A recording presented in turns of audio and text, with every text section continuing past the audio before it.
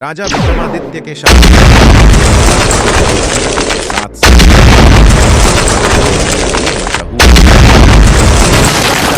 खतरनाक राक्षस करता था जिसका इंसान शरीर शेर का और पूंछ बिच्छू जैसी थी। लेकिन इसके अलावा किले के अंदर एक और राज था।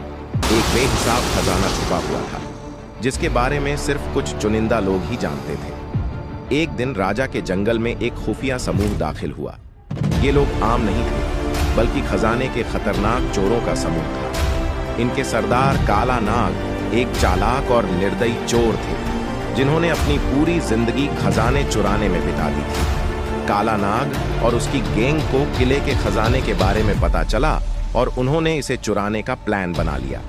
काला नाग ने अपनी गैंग के सभी लोगों को इकट्ठा किया और बोला, भाइयों, आज रात हम किले का खजाना लूटेंगे, लेकिन हमें बहुत होशियार रहना होगा। वहां एक राक्षस है जो किसी को भी जिंदा नहीं छोड़ता। चोरों में से एक लंगड़ा रामलाल बोला, सरदार, अगर वह राक्षस सचमुच इतना खतरनाक है तो हम उसे कैसे हरा पाएंगे? काला नाग मुस्कुराया और बोला, तुम लोग अपनी चतुराई का इस्तेमाल करो और सही समय पर भागने की कला सीखो। अगर सब कुछ ठीक रहा तो हम खजाना ले लेंगे और राजा के साम्राज्य में हम सभी अमीर बन जाएंगे।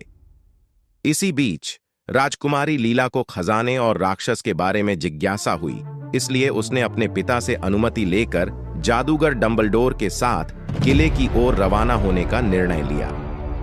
राजा विक्रमादित्य ने उसे चेतावनी दी कि किले में जाना खतरनाक हो सकता है, लेकिन लीला के दृढ़ संकल्प को देखते हुए उन्होंने अनुमति दे दी। जैसे ही लीला और डंबलडोर किले में पहुंचे, उन्होंने महसूस किया कि वहां किसी और के कदमों के निशान भी हैं। जादूगर डंबलडोर ने हैरान होकर कहा, लगता है हम अकेले नहीं हैं। लीला ने कहा, यह जरूर चोरों का समूह है जो खजाने पर नजर रखे हुए हैं। हमें बहुत होशियार रहना होगा।